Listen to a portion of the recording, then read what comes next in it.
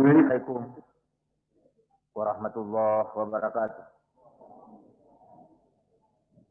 Alhamdulillahi rabbil alamin. Wassalatu wassalamu ala asyrafil anbiya'i wal mursalin. Wa ala alihi wa ashabihi ajma'in. Asyhadu an la ilaha illallah wahdahu la syarikalah. Wa asyhadu anna Muhammadan abduhu wa rasuluh. Bapak, saudara-saudara jamaah majelis peserta kuliah malam Jumat yang saya hormati. Jujurlah kita, manakala kita akui pada saat kita membaca kisah-kisah dan riwayat orang-orang tua kita dahulu dengan segala kehebatan dan kelebihannya. Apatah lagi utamanya mendengar kehebatan-kehebatan para waliullah yang khusus untuk di Jawa dikenal dengan Wali Songo dalam kaitannya dengan keberhasilannya menyebarkan Islam dengan melakukan terobosan-terobosan yang fantastis, spektakuler dan sulit disangkal keberhasilan yang beliau capai. Lebih terkagum-kagum lagi kita dan membuat kita penasaran kalau kita membaca riwayat para sahabat Rasulullah sallallahu alaihi wasallam, lebih bertambah-tambahlah rasa kecil kita, bahkan cenderung kepada rasa malu yang luar biasa, terkadang sampai kepada tingkat nyaris putus asa. Semoga tidak. Manakala kita membaca kisah para anbiya, para rasul-rasul, kelebihan yang telah diberikan oleh Allah Subhanahu wa taala kepadanya. Terutama Bapak dan saudara-saudara, setelah rasio atau otak akhir-akhir ini juga mendemonstrasikan kreasi-kreasinya yang cukup menggoda, cukup sulit disangkal akan guna dan manfaatnya. Beradalah kita pada satu kondisi yang sangat dilematis antara kekaguman kita kepada keunggulan rasio barat yang mendemonstrasikan kreasi-kreasi mereka yang mendominir dan menguasai kehidupan abad kini, yang memaksakan semua orang begitulah nampaknya terkagum-kagum dibikinnya. Sementara kita tidak bisa tutupi kenyataan kehebatan para waliullah, kehebatan orang-orang tua kita, kehebatan para sahabat-sahabat Rasulullah sallallahu alaihi wasallam, para anbiya yang berhasil setiap saat berhasil merubah keadaan, memperbaiki keadaan. Tidak dan bukan dengan peralatan yang dipajang oleh dunia modern sekarang ini. Kita memang bisa menghibur diri Bapak dan saudara bahwa abadnya dan situasinya berbeda. Namun kita tidak bisa tenang setelah kita lebih banyak mendalami sejarah kehidupan Rasulullah sallallahu alaihi wasallam, mencoba menghayati statement-statement Allah Subhanahu wa taala sendiri di dalam Al-Qur'an. Sampai-sampai di depan santri Gunung Tembak saya katakan, dan saya harapkan penegasan kembali pada forum kuliah pada malam ini, materi ini kiranya mengantar kita untuk memperhatikan masalah ini lebih serius. Semoga Allah Subhanahu wa taala berkenan memberikan petunjuk kepada kita bagaimana baiknya dalam kondisi yang sangat dilematis ini. Saya katakan, saya sudah nyaris sampai kepada menarik satu kesimpulan yang sangat ekstrim, yang saya sangat sadari bahwa ini berbahaya. Kiranya pernyataan yang sangat ekstrim ini juga mengundang semua pihak untuk turun tangan dan memberi pemecahan terhadap kondisi yang sangat dilematis bagi kita orang Islam ini. Antara sulit menyangkal kehebatan karya otak sekarang ini. Tapi sulit juga menyangkal kehebatan karya yang suprarasio di zaman para waliullah, para sahabat, dan para anbiya-anbiya. Ini yang saya katakan kondisi yang sangat dilematis. Saya sudah nyaris sampai kepada satu kesimpulan yang saya katakan tadi, sangat ekstrim. Dalam kondisi saya sadari bahwa sangat berbahaya. Tapi apa boleh buat? Itu dalam rangka memancing petunjuk dan hidayat dari Allah Subhanahu wa taala, bahwa manakala otak ini dipacu terus, dijejali terus dengan ilmu, dengan sains, dengan informasi, otak mendapat porsi yang begitu besar, dicerdaskan, diforsir dengan porsi yang jauh lebih banyak, dalam keadaan iman tidak mendapat perhatian yang serius, yang seimbang, itulah awal kehancuran kehidupan di muka bumi ini. Itulah sebenarnya awal daripada sekian banyak musibah yang melanda kita saat ini. Apa yang terjadi akhir-akhir ini dengan meletusnya gunung Pinatubo di Filipina, dengan sekian banyak kehancuran yang didatangkannya, meletusnya gunung yang kurang lebih sama di Argentina baru-baru ini, dengan runyannya dan berantakannya hampir rata-rata rumah tangga sekarang ini dengan segala macam ujian dan cobaan, hilangnya ketenangan, keakraban di antara orang-orang yang bersaudara kandung akhir-akhir ini, kadang-kadang hanya gara-gara tanah, sepetak atau sawah, sepetak yang berukuran 2 kali 3 meter saja. Tambah hancurnya moral anak-anak kita. Dan beberapa musibah-musibah lain sebagai peringatan dari Allah. وَلَنُذِيقَنَّهُمْ مِنَ الْعَذَابِ الْأَدْنَىٰ دُونَ الْعَذَابِ الْأَكْبَرِ لَعَلَّهُمْ يَرْجِعُونَ. Kami timpakan musibah yang dekat, yang ringan-ringan. Dunal azabil akbar, bukan atau belum. Sebelum atau menyongsong mendahului azab yang besar.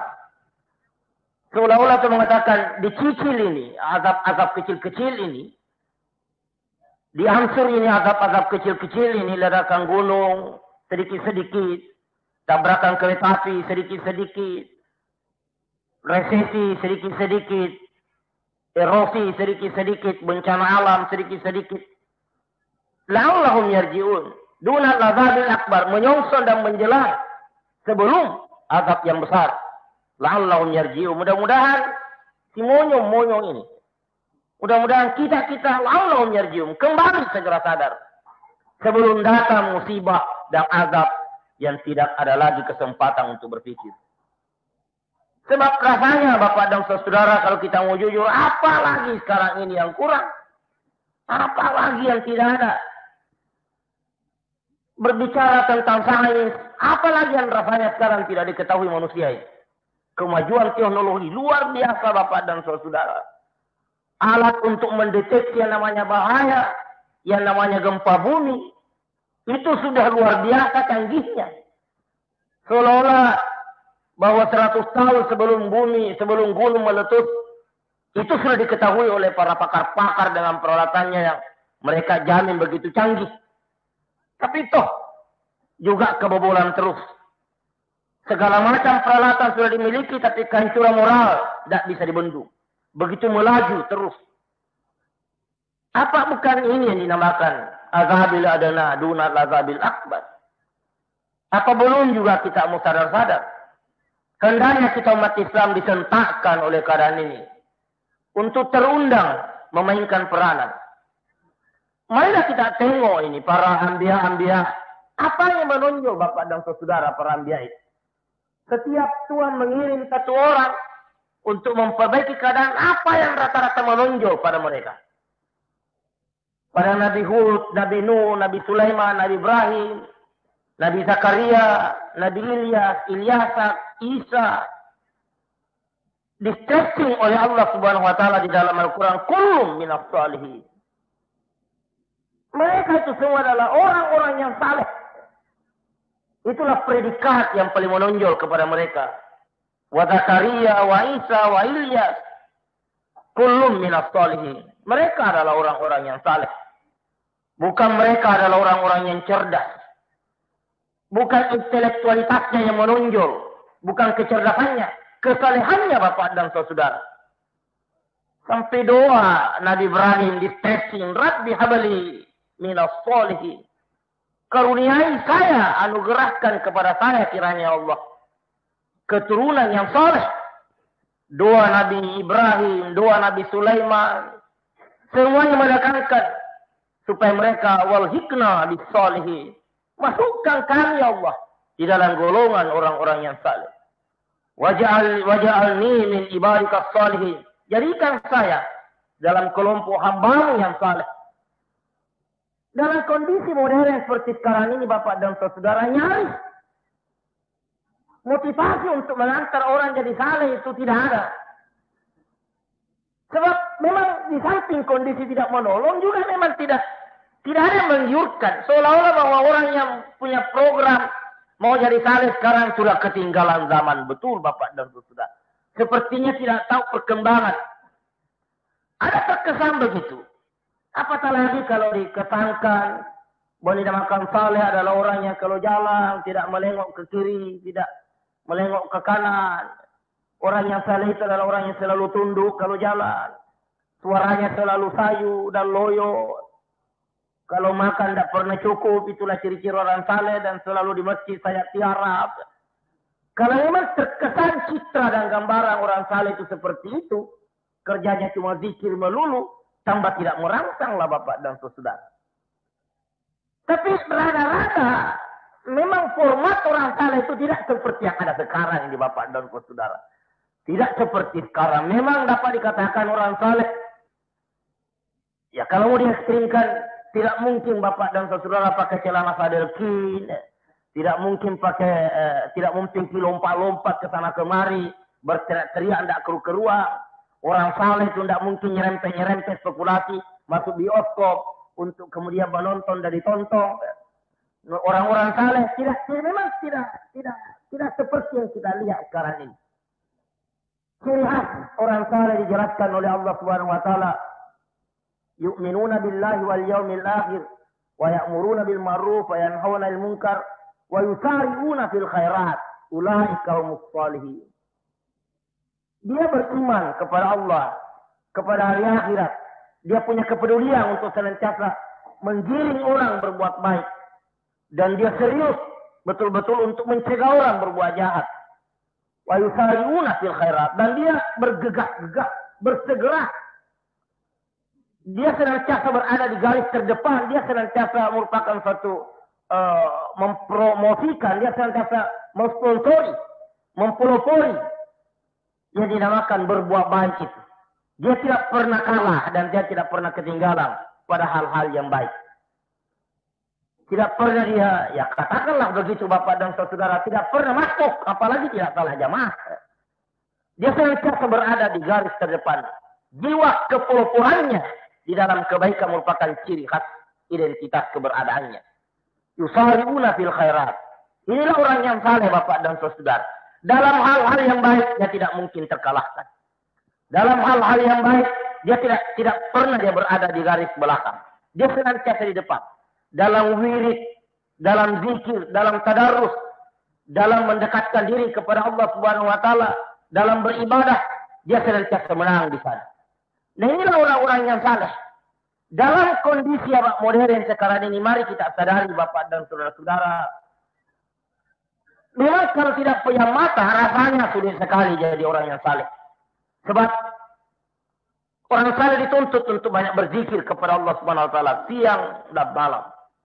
Orang saleh senantiasa dia dekat kepada Allah Subhanahu wa taala. Sementara di abad modern sekarang ini, tidak usahlah kita jadi pejabat, jadi ulama. Ya, artinya format kesalehannya memang relevan sekali.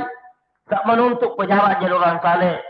Nyaris satu kekejaman Bapak dan Saudara. Ya.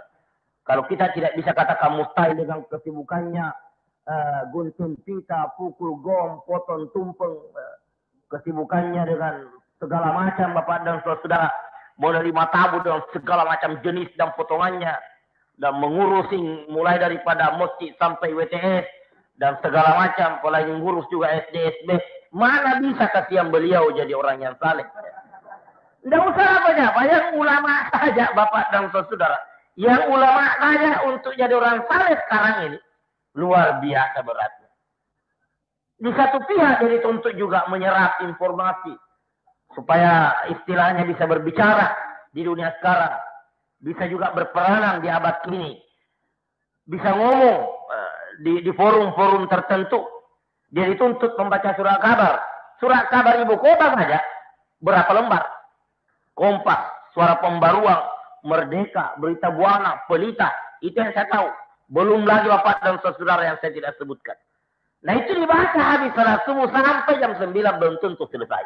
Apalagi kalau juga baca iklannya Bapak dan saudara. Belum dituntut membaca majalah Islam saja, itu habis 10. Ini kalau mau dibaca semua, kapan baca Quran? Kapan kita zikir? Kapan salat duha Bapak dan saudara? Belum lagi mau nonton juga TPI, mulai subuh sudah mulai nongol di kamar sampai jam 12. Ditutup dan diselingi dengan feeling-feeling yang tambah mengganggu kita punya zikir. Dilanjutkan lagi Bapak dan saudara-saudara dengan di malam hari TVRI sampai jam 12 tengah malam. Apalagi sampai jam 2 malam, kadang-kadang dengan ada olahraga yang juga ditayangkan sampai subuh. Kapan salat lainnya? Dalam kondisi begini kita rasakan betul-betul luar biasa sulitnya dan mahalnya menjadi orang yang saleh. Maka wajar kalau kehebatan para ulama-ulama kita dahulu, walaupun ya, saya katakan terkadang ada yang menyambutnya dengan sinis. Begitu sinis Dr. Kontowijoyo dalam bukunya Paradigma Islam yang dianggap buku paling berbobot yang terbitan akhir-akhir ini. Dengan sinis dia mengungkapkan bagaimana orang Islam begitu percaya dengan dongeng-dongeng di Jawa mengenai wali-wali dan ulama-ulama kita, terutama seperti Sunan Kalijogo dengan muridnya. Yang saya pernah kemukakan di salah satu tempat bahwa ada muridnya Sunan Kalijogo, seorang bupati masuk Islam, kemudian kepingin menyebarkan Islam kemana-mana dan datang di satu tempat, kemudian menjadi pelayan di sebuah warung dan bikin kue karena terlalu laris, akhirnya kayu bakarnya habis, tapi banyak peminat, akhirnya dia masukkan tangannya di bawah periuk dan itu yang jadi kayu bakar. Dan setelah tamu-tamunya melihat kok aktif betul ini pelayannya, tidak putus-putus kuenya, padahal kayunya sudah habis, tidak, tangannya yang dijadikan kayu bakar. Dan orang terheran-heran, dan gara-gara itu banyak yang masuk belajar kepada muridnya Sunan Kalijogo. Oleh Kontowijoyo bahwa inilah kisah-kisah yang ya katakanlah yang tidak merangsang kemajuan. Saya bukan tidak percaya Bapak dan saudara, tapi wali-wali kita dahulu memang banyak bisa melakukan keajaiban-keajaiban. Banyak terobosan-terobosan yang bisa dilakukan, yang suprarasio. Bukankah dalam beberapa malam Jumat yang lalu saya sudah pernah katakan, dan kisah ini sangat mengganggu pikiran saya akhir-akhir ini. Saya betul-betul terpengaruh untuk memperoleh jawaban lebih banyak lagi. Kok bisa Nabiullah Muhammad SAW itu dalam membuat keputusan yang sangat strategis, yang sangat politis, kok unta yang dimintai pendapat Bapak dan saudara? Apa artinya ini? Kok seekor hewan yang harus memberi kontribusi, yang harus membuat keputusan, yang memberi sumbangan pikiran kepada Nabi mengenai di mana Nabi harus tinggal, di mana Nabi harus berhenti, di mana Nabi membangun masjid, di mana Nabi membangun rumah, unta yang harus dimintai pendapat. Apa artinya? Dan ini adalah kenyataan, ini adalah fakta sejarah yang tidak bisa ditangkal. Begitulah juga peristiwa di zaman Nabi, bagaimana cara memanggil orang untuk salat. Banyaknya pendapat dari pakar-pakar, daripada intelektual kita pada waktu itu. Katakanlah dari anggota ICMI yang dia kata, waktu itu juga ada organisasinya para intelektual ICMI pada waktu itu. Bergantian memberi pandangan, tidak ada diterima oleh Rasulullah SAW.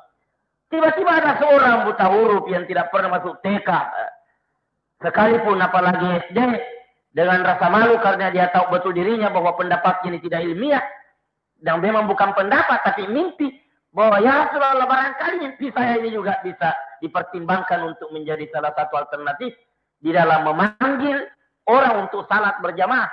Begitu dia kemukapan mimpinya, Nabi justru mengatakan itu yang benar, itu yang benar. Ini juga fakta Bapak dan saudara. Dan begitu didengungkan di subuh hari oleh Bilal itu azan, dengan tergopo-gopo, Umar bin Khattab segera mendatangi Rasulullah. Ya Rasulullah, apa yang diucapkan Bilal tadi subuh itu juga saya mimpikan tadi malam. Saya juga mimpi seperti itu. Nah, Bapak dan Saudara, kok mimpi yang jadi referensi? Kok mimpi yang menjadi sumber pendapat yang diterima oleh Rasulullah sebagai pendapat yang paling benar di antara sekian banyak analisa yang dikemukakan oleh para sahabat. Dan inilah fakta-fakta yang begini ini sulit untuk kita tidak berpikir ulang.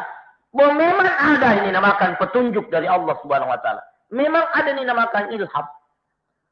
Dan kenapa Nabiullah Musa alaihissalam yang begitu jago, begitu hebat, sudah memperlihatkan seluruh keunggulannya dalam sekian banyak abstraksi, dan dia berhasil taklukkan Firaun. Dia sudah mulai mengaku bahwa memang saya barangkali yang paling pintar di muka bumi ini di antara hamba Allah Subhanahu wa taala yang ada. Justru Tuhan menegur bahwa bukan kamu, ada hamba saya di sana, wa allamnahu min ladunna ilma, yang saya berikan pengajaran dengan langsung ilmu itu dari diri saya. Dan ternyata setelah ketemu dan dipopulerkan kemudian hamba yang saleh ini adalah Nabi Khidir. Memang terbukti bahwa banyak sekali dilakukan Nabi Khidir. Otaknya Musa tidak mampu menjangkaunya, Bapak dan Saudara.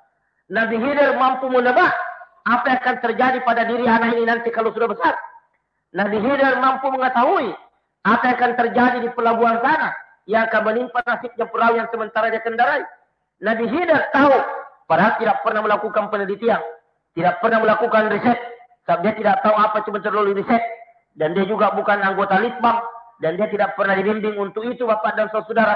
Tapi dia tahu bahwa dinding yang mau rebah ini di kampungnya orang kikir ada warisan.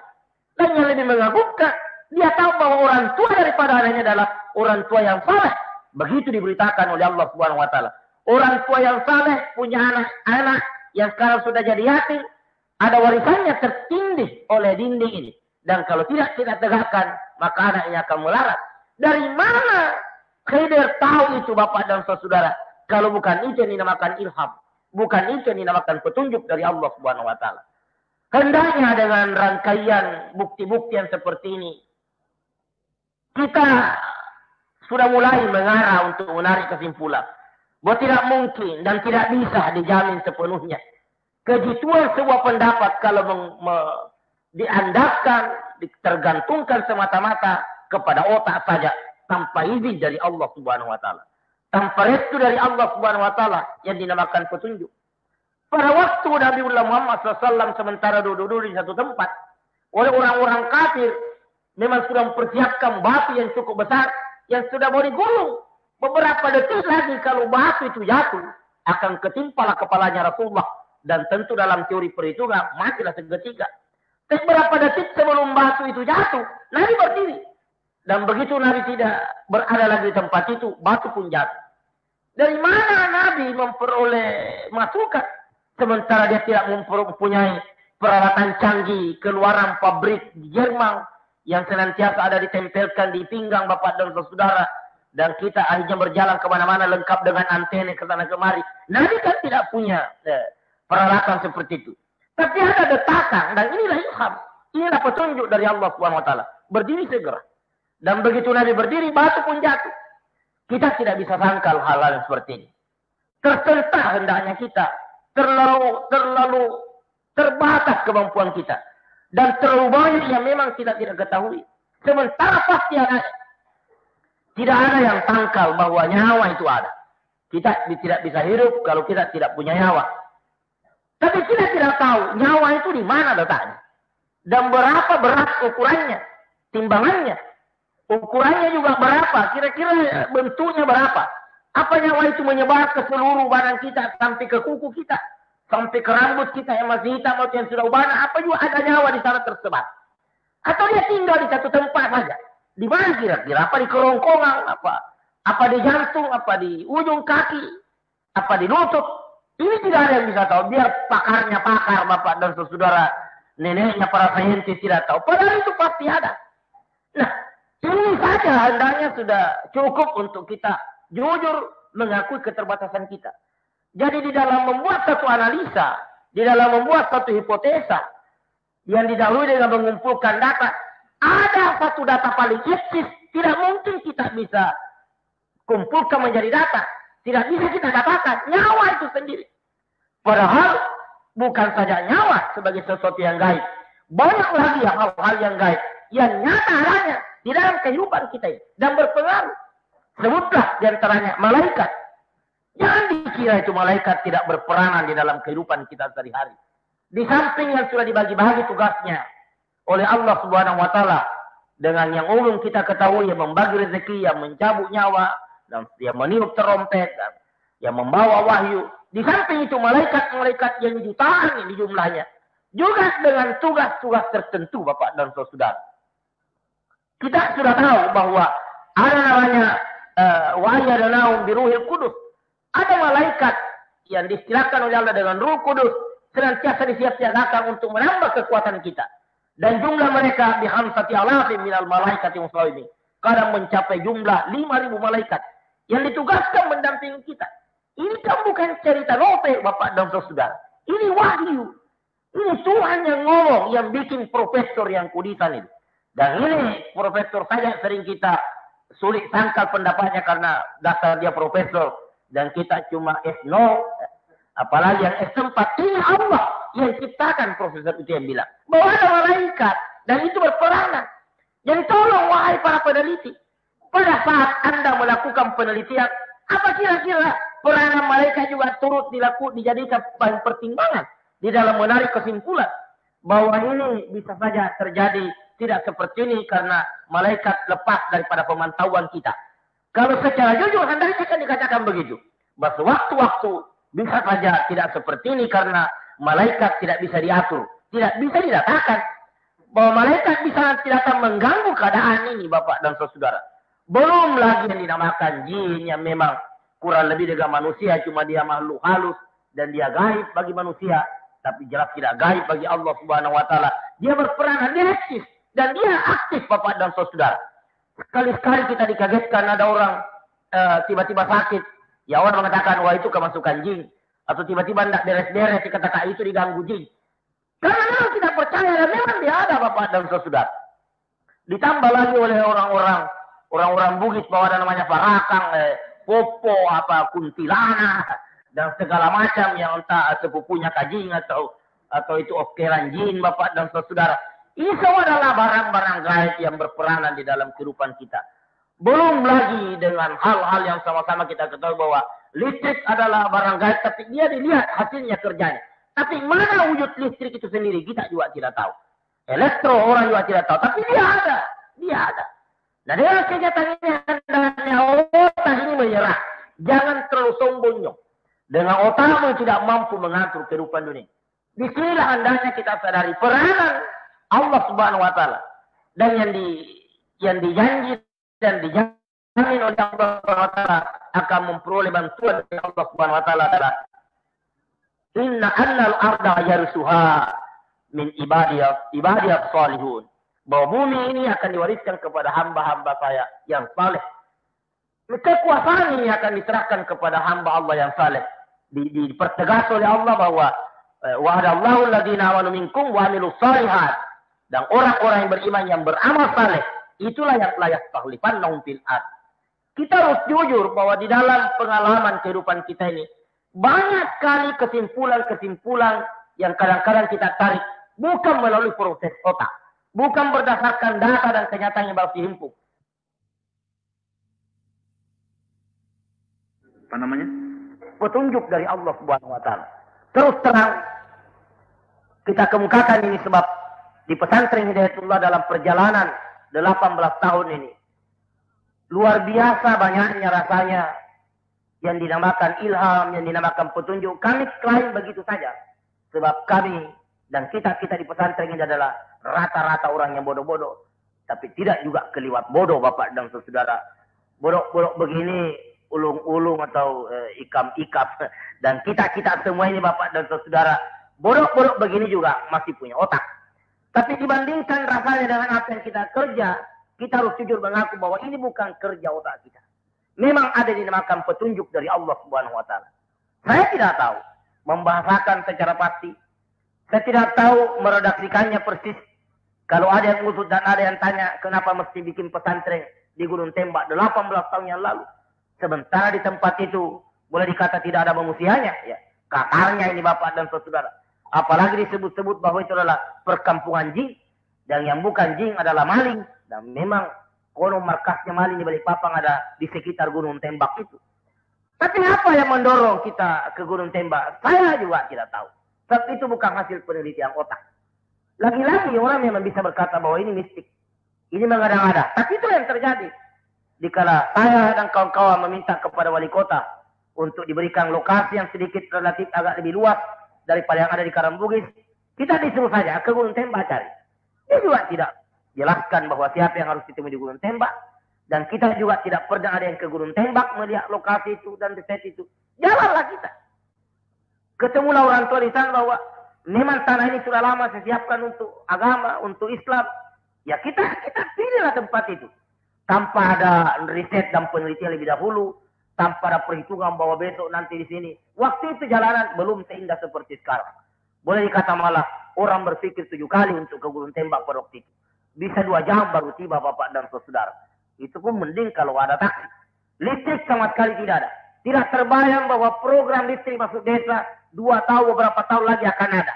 Tidak ada terbayang dan tidak ada yang beritahu. Dan pejabat provinsi Balikpapan juga tidak ngerti. Sebab belum ada berita, belum ada keputusan bahwa beberapa tahun akan datang akan listrik dialihkan ke sana dalam rangka listrik masuk desa. Kita bikinlah apa yang kita bikin. Dan kemudian belakangan saya katakan di depan santri-santri pernah ada tamu yang juga misterius. Dia datang hanya sekarang ngomong bahwa Anda berdiri tepat pada waktunya. Anda hadir pada momen yang sangat tepat. Anda datang di Balikpapan dan Anda pesantren dirikan memang momennya sangat tepat. Itu saja dia bilang baru pulang. Kita juga terbingung-bingung. Siapa itu dan apa gunanya dan apa tujuannya datang. Sebab kemudian memang kita rasakan Bapak dan Saudara bahwa kehadiran pesantren ini dibutuhkan oleh manusia modern seperti sekarang. Ide itu memang ada. Kita kepingin menciptakan satu lingkungan di mana kita bisa berislam lebih baik dengan lingkungan yang lebih mendukung. Sebab dari awal memang ada kecemburuan kepada Nabiullah Musa alaihissalam. Cemburu positif, bukan cemburu jelek. Kok bisa itu Musa? Satu kali saja orang ditinjuk sudah mati Bapak dan Saudara. Kok bisa Nabi Musa tongkatnya dilempar jadi ular? Kok bisa Nabi Musa dia pukul pinggir laut itu terus terbelah menjadi jembatan atau terowongan? Dan begitu Firaun juga ikut-ikutan. Setelah Musa dan rombongannya lepas dipukulkan lagi, menyatu lagi air dan konyollah Firaun dan kawan-kawannya. Dan kemudian diapungkan mayatnya untuk menjadi bukti bahwa begini adalah nasibnya orang yang kurang ajar atau orang yang takabur. Kok bisa Musa seperti itu? Kok bisa Nabi Yunus ditelan ikan berbulan-bulan tidak mati-mati? Kok bisa Nabi Nuh bikin perahu yang hebat seperti itu? Kok bisa? Banyak sekali itu pertanyaan-pertanyaan. Padahal format manusianya tetap dia manusia, kakinya juga 2, matanya juga 2. Kenapa banyak sekali kelebihan? Allah yang memberikan mereka kelebihan. Dan Allah di zamannya Nabi Musa, itu juga yang tetap Tuhan. Di zamannya Musa yang sekarang yang tidak Nabi, Bapak dan Saudara. Kenapa? Kenapa beda betul? Musa di zaman Nabi Musa dengan Musa di zaman tidak Nabi Musa sekarang. Musa sekarang itu pencopet, pembeli SDSB. Ya ada juga peserta kuliah malam Jumat. Ada juga Musa yang sedikit lebih baik, Bapak dan Saudara. Tapi jauh betul jaraknya dengan Nabiullah Musa alaihissalam. Kenapa bisa? Nama tetap Musa juga, ya, manusia juga. Kok kualitas, kreativitas dan amalnya berbeda sekali. Nah ini kita rasakan bahwa ada yang dinamakan petunjuk dan kekuatan yang diberikan oleh Allah Subhanahu Wa Taala. Kita kepingin melahirkan, berada dalam suasana seperti itu, supaya kita bisa juga dekat kepada Allah Subhanahu Wa Taala. Mungkin barangkali karena kita ini sudah terlanjur dasar sudah rusak barangkali. Onderdil, spare part, more di sana sini memang sudah berantakan dan keruang. Sehingga sudah dibuatkan lingkungan sedemikian rupa. Juga setan tetap yang kuasa pada diri kita. Masih juga gampang kita digoda, dijebak, dijerat oleh setan. Walaupun lingkungan sudah mendukung luar biasa. Dan kita berharap dengan lingkungan ini Bapak dan Saudara. Kita dapat menantikan munculnya anak-anak kita. Yang dari kecil memang sudah bisa akan berzikir. Dari kecil memang sudah berada dalam lingkungan yang membuat mereka ada harapan untuk menjadi anak-anak yang saleh. Saya kemudian minta pengertian dan minta tolong untuk kawan-kawan para fungsionaris pondok pesantren khususnya yang bertugas di Gunung Tembak untuk terus-menerus meningkatkan kualitas lingkungan ini yang menjebak anak-anak kita menjadi anak-anak yang saleh, yang merasakan kehadiran Allah Subhanahu wa taala di dalam dirinya, yang membuat mereka terangsang dan rindu untuk senantiasa dekat dengan Allah Subhanahu wa taala, yang membuat mereka asik untuk selalu menyebut nama Allah Subhanahu wa taala, yang membuat mereka nikmat untuk selalu mengenal Allah Subhanahu wa taala. Tetapi ini memang penuh dengan tantangan sampai saya berpikir dan pengertian kepada orang-orang tua, khususnya anak-anak santri putri kita. Kemarin kita bertahan untuk santri putri kita selama sekian tahun tidak keluar kampus. Kemudian ada semacam tuntutan dan arus untuk pada Lebaran atau pada Ramadan mereka diperkenankan pulang ke kampungnya. Dan inilah kenyataan yang berkata bahwa 1 bulan di rumahnya itu bisa memporak-porandakan 11 bulan peningkatan kesalehan pada diri anak. Luar biasa Bapak dan Saudara. Kejamnya suasana di luar itu. Sadisnya keadaan di luar. Bukan saja setelah mereka berada di rumah, tapi dalam perjalanan ini. Di kapal Bapak dan Saudara, mereka tidak bisa bertahan menjadi anak-anak yang saleh. Mereka akan apalagi kalau di kapal dengan di kelas ekonomi, di mana berjejal dan berjubel laki-laki yang tidak mandi, yang tidak potong-potong rambut, yang tidak kenal tuang, yang tidak kenal ibadah. Disitulah juga mereka balik kesian dan dia dengarkanlah ngomongan yang tidak keruak. Itu cukup merontokkan nilai-nilai kesalehan yang ada dalam dirinya. Mari hendaknya kita mencoba pejam mata dan menerima ini bahwa tidak gampang. Memang pahit dan sulit untuk mengantar anak-anak kita menjadi saleh. Marilah kita lihat anak-anak kita sekarang ini. Sejauh mana nilai kesalehan mereka terhadap kita. Indah kita lihat anak-anak kita dahulu Bapak dan saudara-saudara yang sering saya kemukakan dari segi akhlaknya saja. Memang begitu menyenangkan. Dia lewat di depan orang tuanya. Bukan saja dia turunkan tangannya. Tapi memang dia rebahkan badannya sebagian. Untuk menunjukkan penghormatannya kepada orang tuanya. Dan kalau dia jabat tangan dengan orang tuanya. Kalau tidak pakai kopiah dia pegang kepalanya. Entah dari mana juga tarikatnya ini Bapak dan saudara. Tapi itu adalah ciri khas saking mereka mau menunjukkan akhlak dan kesalehannya. Apalagi kalau dia baca Quran tidak mau seenaknya. Harus ambil bantal dan berwuduk lebih dahulu. Kemudian dia baca dengan penuh rasa asik. Kalau dia salat memang nampak dia sungguhan. Dia ke masjid dengan penuh kesopanan dan tawadu. Mana kita bisa menemukan anak muda seperti sekarang Bapak dan saudara. Dia ke masjid sambil menyanyi-nyanyi Bapak dan saudara. Tiba di masjid dia anggap bar lari ke sana kemari. Walaupun tetap saja ada anak-anak yang mampu kita lihat menggembirakan. Tapi anak yang sudah tiap malam kenal bar, kenal disco. Anak yang setiap malam kenal yang dinamakan band. Nyanyi hura-hura di sana sini. Apa masih mungkin anak begini ini memperbaiki dirinya dengan kesalehannya datang di masjid. Dengan penuh tawadhu dan penghormatan kepada Tuhan. Inilah lingkungan kita. Kalau kita tidak paksakan menciptakan lingkungan yang menolong, apa masih ada harapan kita punya anak yang saleh?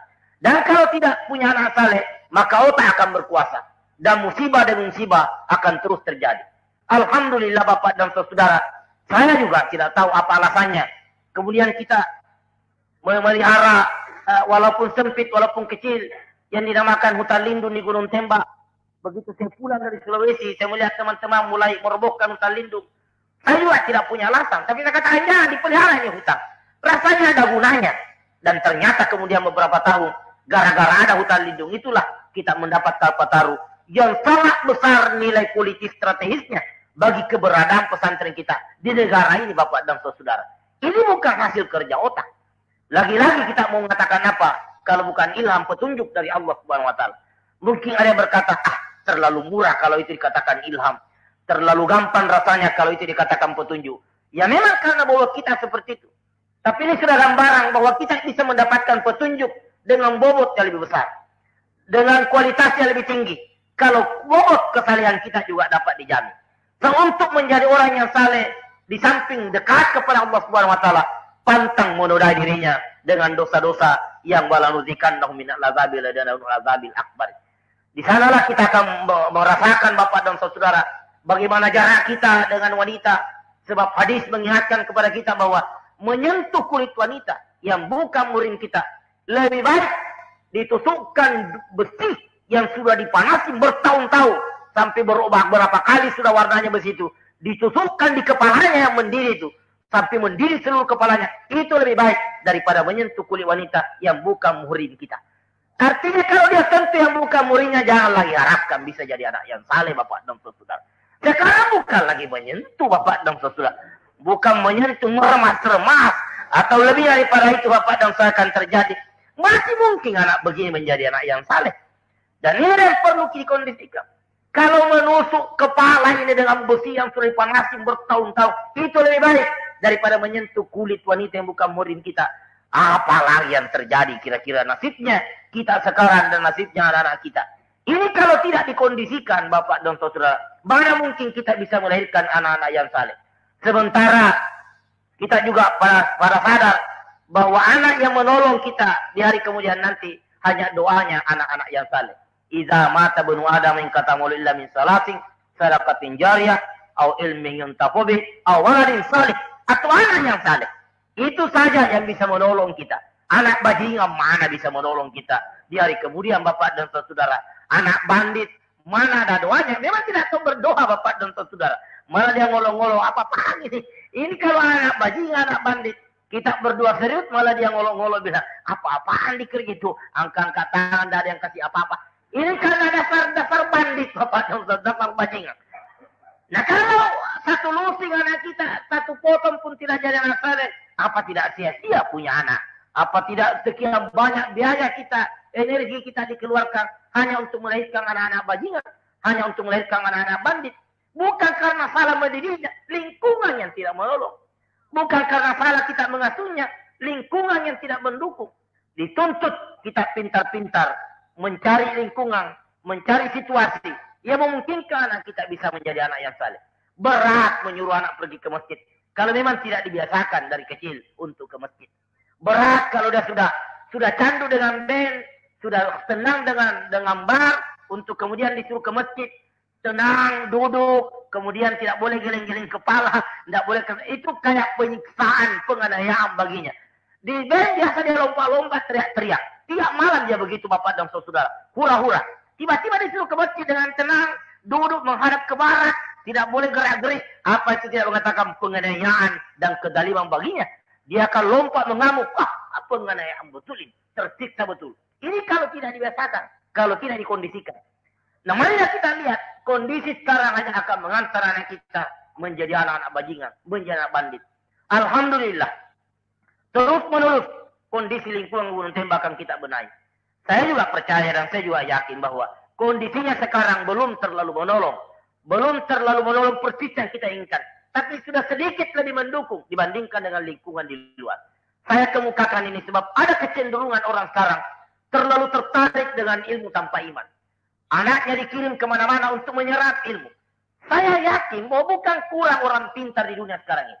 Islam bukan kekurangan ulama, bukan kekurangan kiai. Luar biasa lulusan Timur Tengah tiap tahun yang disebar ke seluruh dunia. Kenapa? Kenapa tidak ada orang Islam, Bapak dan Saudara, bisa memainkan peranan di muka bumi sekarang ini?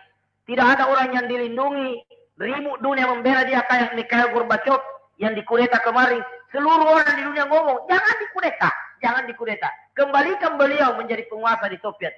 Ada apa pada diri Mikhail Gorbachev? Kok banyaknya orang yang mendukung dia? Banyaknya orang yang meminta dibela. Mana ada orang Islam pernah dibela seperti Mikhail Gorbachev, Bapak dan Saudara? Karena kita tidak punya manusia yang punya bobot yang seperti itu.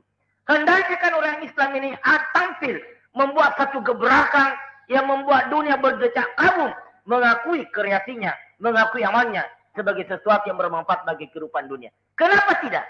Bukan karena kurang orang pintar, cuma kurang orang mendapat petunjuk dari Allah Subhanahu wa taala. Kurang orang mendapat hidayah dari Allah Subhanahu wa taala. Kalau memang kita mampu mengakui dengan penuh kejujuran bahwa terlalu lemah ini otak untuk menghadapi problema sekarang, Bapak dan Saudara. Terlalu lemah, terlalu tidak mampu nih otak untuk menghadapi problema dunia sekarang ini. Tidak usahlah problema dunia, problema diri, problema istri, problema anak, Bapak dan Saudara. Melangkah lagi problema keluarga, problema teman, apalagi problema dunia. Tidak mampu nih otak kalau memang tidak minta dari Allah Subhanahu wa taala. Statement Allah Subhanahu wa taala bahwa kullu minas salim, para anbiya yang berhasil dalam perjuangan ini adalah orang-orang yang saleh. Nabi para minta kepada Allah supaya dijadikan orang yang saleh, bahkan minta diberikan anak yang saleh. Dan Nabi Allah juga memberikan statement bahwa hanya orang-orang yang saleh yang akan dialah yang berhak mewarisi kekuasaan ini, mewarisi bumi ini. Hendaknya mendorong kita untuk berlomba menjadi orang-orang yang saleh. Kita berlomba memperbaiki ibadah kita. Kita berlomba memperbaiki zikir kita. Kita berlomba memperbaiki akhlak kita. Watak kita, kepribadian kita. Jangan kita dikalahkan oleh siapa saja. Kita berlomba senantiasa untuk berada di garis terdepan di dalam merebut predikat orang-orang yang saleh. Memadai Bapak dan Saudara, peristiwa di zaman Nabi hendaknya menyentakan kita betapa hebatnya yang dinamakan petunjuk dari Allah Subhanahu wa taala. Hewan pun bisa dimintai pendapat kalau itu adalah petunjuk dari Allah Subhanahu wa taala. Orang bodoh pun pendapatnya yang tidak terima kalau itu adalah petunjuk dari Allah Subhanahu wa taala. Nabi Musa di KO betul-betul ada beheder. Dia harus mengaku bahwa dia tidak banyak tahu. Ternyata dia tidak tahu apa hal-hal yang perlu dia tahu. Itu adalah karena petunjuk dari Allah Subhanahu wa taala. Di dalam salat, di dalam zikir, di dalam wirid, di dalam baca Quran, di dalam konsisten dan konsekuen melaksanakan ajaran Islam. Itu semua adalah persyaratan. Itu semua adalah sarana, wadah untuk kita menyadap dan menyerap petunjuk dari Allah Subhanahu wa taala. Tanpa mengundang keterlibatan Allah, satu kesombongan, satu keangkuhan, satu ketakaburan Bapak dan saudara-saudara. Kalau kita mencoba menganggap diri mampu memperbaiki dunia ini tanpa mengundang keterlibatan Allah Subhanahu wa taala. Kita di pesantren tidak sedikit peristiwa, tidak sedikit kejadian-kejadian yang semata-mata adalah karena petunjuk dari Allah Subhanahu wa taala. Siapa yang bisa memperkirakan pada saat tanah di Karambugis ini mau dijual sekian puluh juta, pada saat kita tidak punya uang satu sen pun juga, berdetak, dan entah dari mana detakan itu, kita harus beli. Padahal uang satu sen tidak ada. Jika tanah mendesak supaya saya bayar, saya katakan sabar Pak. Insya Allah saya akan bayar. Kalau tidak ada uang saya akan masukkan diri saya di Pegadaian. Masa saya tidak bisa dihargai satu sen pun juga. Saya masuk di Pegadaian akan dapat diberi uang. Dan kalau juga Pegadaian tidak mau terima, saya akan ke Jakarta. Mengemis ke sana kemari cari uang. Yang penting tanahnya jangan dijual. Tidak lama sesudah dialog itu, entah siapa yang menggerakkan. Tiba-tiba Bapak dan Saudara, seorang bekas jamaah kita di Balikpapan bertugas di Sumatera Utara mengirim uang 25 juta cash. Pada saat uang luar biasa tinggi harganya, tidak seperti sekarang. Mengirim uang 25 juta lewat pos, apa tidak kaget kita? Dari mana nih kalau bukan petunjuk dari Allah Subhanahu wa taala? Setelah uang diterima kita jadi bimbang antara mau beli tanah dan mau bikin bangunan di Gunung Tembak. Itu gara-gara otak ikut campur lagi Bapak dan Saudara. Kalau uang sebanyak ini kita bikin bangunan di Gunung Tembak, luar biasa hebatnya kampus Gunung Tembak. Tapi tadi sebelum uang datang kita mengatakan tanah yang harus dibeli. Disinilah bekerja antara otak dengan hati. Antara ilham dari Allah dengan pikiran rasio. Pada akhirnya Alhamdulillah Allah memberikan petunjuk bahwa tanah di Karambugis harus dibayar. Bukan saja 60 juta. Kemudian kita bisa bebaskan beberapa lokasi sekitarnya mencapai 80 juta. Dari mana ini kalau bukan petunjuk dari Allah Subhanahu wa taala? Lebih banyak rasanya kebijaksanaan dan keputusan yang diambil bukan karena hasil rumusan diskusi otak, tapi adalah karena petunjuk dari Allah Subhanahu wa taala. Sehingga di pesantren ada istilah musyawarah dan rapat di pesantren bukan adu argumentasi, tapi mencocokkan detakan ilham masing-masing kita. Saya memperoleh ilham, kawan-kawan juga memperoleh ilham. Saya lempar ini ide, bagaimana reaksi dan respon teman-teman dalam rangka menjajaki dan mencocokkan. Apa betul ini yang saya pikir adalah ilham dari Tuhan? Setelah mendengar pendapat-pendapat teman-teman, terasa bahwa ini memang petunjuk. Bismillah kita laksanakan. Dan inilah yang kadang-kadang kita terima, kita rasakan. Dikala salat kita khusyuk, dikala konsentrasi kita dalam salat memang mencapai tingkat yang agak tinggi. Dan sehari-hari sebelumnya tidak ada noda Bapak dan Saudara. Kita tidak pernah bersentuhan kulit wanita di taksi. Yang lebih baik ditusuk kepala kita dengan besi yang dibakar bertahun-tahun. Jadi alangkah luar biasanya keberanian orang yang mengatakan biar aja ditusuk dengan besi sebab kesempatan menikmati sebagian nafsu pada saat ini. Bukan gertak sambal Bapak dan Saudara. Dan ini yang sering barangkali kita harus jujur. Walanuzikannahum minal azabil adna dunal azabil akbar. Kita ada pajak di rumah itu yang dinamakan musibah-musibah kecil. tiba-tiba masakan tidak enak Bapak dan Saudara, tiba-tiba hidung istri kok tidak menarik, dan kenapa hidung istri orang lain kok tiba-tiba menarik? Ini musibah. Minal azabil adana dunal azabil akbar Bapak dan Saudara. Kenapa tiba-tiba anak kita yang tadinya manis dan menyenangkan sekarang ini menjengkelkan betul, seluruh tindakannya membuat kita marah, dan marah itu satu indikasi bahwa setan ikut masuk di otak kita. Marah adalah wujud dan pertanda bahwa setan sudah mulai terlibat lagi di dalam diri kita. Tidak ada orang marah yang cantik wajahnya Bapak dan Saudara. Kalau ada orang marah mesti jelek dia itu, mesti kayak beruang. Suruhlah istri yang cantik itu, suruh marah. Kalau tidak mencon dia punya hidung Bapak dan Saudara. Kalau tidak muncul semua urat-uratnya, matanya kayak mata beruang saja. Pokoknya tidak bagus. Itu tandanya setan masuk. Itulah sebabnya Rasulullah mengatakan, la tagadab, la tagadab. Waradda dan mirarang. Oh sini ya Rasulullah. Selalu dia mengatakan, la tagadab. Yang penting jangan kamu marah. Nasihati lagi apa? Jangan marah. Rupanya dia tahu bahwa ini orang emosional juga. Temperamennya juga tinggi sehingga Nabi mengatakan, yang penting kamu itu jangan marah. Kalau bersedekah sih gampang, tapi marahmu itu tidak terkendali. Sebab marah itu peluang setan datang. Dan kalau sering setan datang kepada kita, terlalu banyak dosa yang akan kita lakukan. Dan kalau dosa sudah sering kita lakukan, harapan untuk menjadi orang yang saleh tidak ada lagi Bapak dan Saudara. Sementara untuk mengerjakan sekian banyak pekerjaan, memikul sekian banyak beban, tanpa Allah berikan bantuan kepada kita, mana mungkin kita bisa melaksanakannya. Untuk memperoleh bantuan Allah, kita dituntut menjadi orang-orang yang saleh. Itulah kita jangan heran kalau ada kreasi-kreasi orang-orang tua kita dahulu, luar biasa mengagumkannya. Saya tidak habis kagum kepada karya orang-orang tua kita dahulu, seperti yang menulis kitab kaidah bahasa Arab Jurumiyah. Kodong setelah dia tulis Bapak dan Saudara, dia lempar tulisannya ke laut untuk mengatakan kalau ini memang ada manfaatnya bagi saya dan bagi umat Islam, tolong ya Allah diselamatkan tulisan saya. Terdampar itu tulisan kemudian di pinggir sungai Bapak dan Saudara. Andai kata bukan karena orang yang saleh, tidak mungkin melakukan karya seperti itu. Begitulah orang tua kita, orang-orang tua di Sulawesi Selatan yang tidak usah saya sebutkan namanya, sebab khawatir ada keturunannya yang merasa bangga dan jadi tawa lagi. Banyak sekali karya-karya orang-orang tua kita dahulu di Sulawesi yang sulit kita sangkal kehebatannya. Sulit kita sangkal bahwa ada kelebihan yang mereka miliki. Kalau ditelah, kalau dipelajari, di mana letak kehebatannya? Dia adalah orang-orang yang saleh, yang tidak pernah berhenti berzikir kepada Allah Subhanahu wa taala.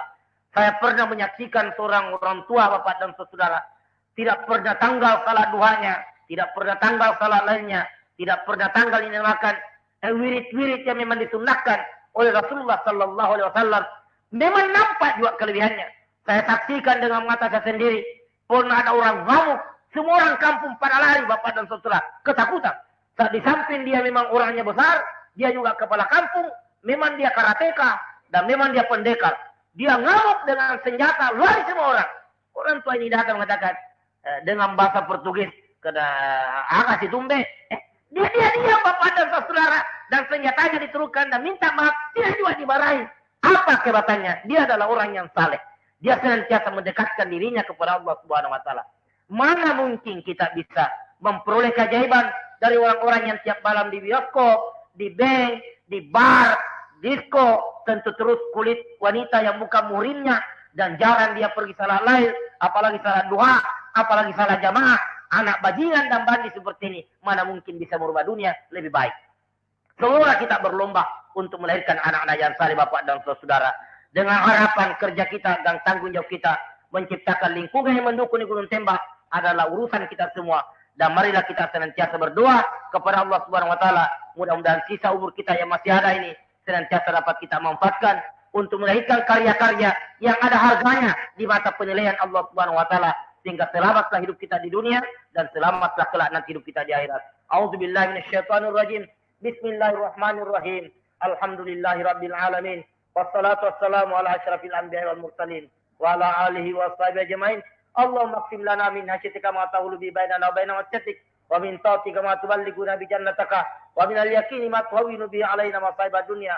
Allahumma mattina bi asma'ina basarina quwwatina ma ahyatana waj'alhu waritha minna waj'al sarana 'ala man dalamana wansurna 'ala man adana wa la taj'al musibatana fi dinina wa la taj'al ad-dunya akbar hammina wa la mablagha ilmina wa la tusallit 'alaina man la yarhamuna ولا تسلط علينا من لا يرحمنا ولا تسلط علينا من لا يرحمنا آمين آمين آمين يا رب العالمين وصلى الله على محمد وعلى آله وصحبه أجمعين سبحان ربك رب العزة عما يصفون وسلام على المرسلين والحمد لله رب العالمين والسلام عليكم ورحمة الله وبركاته.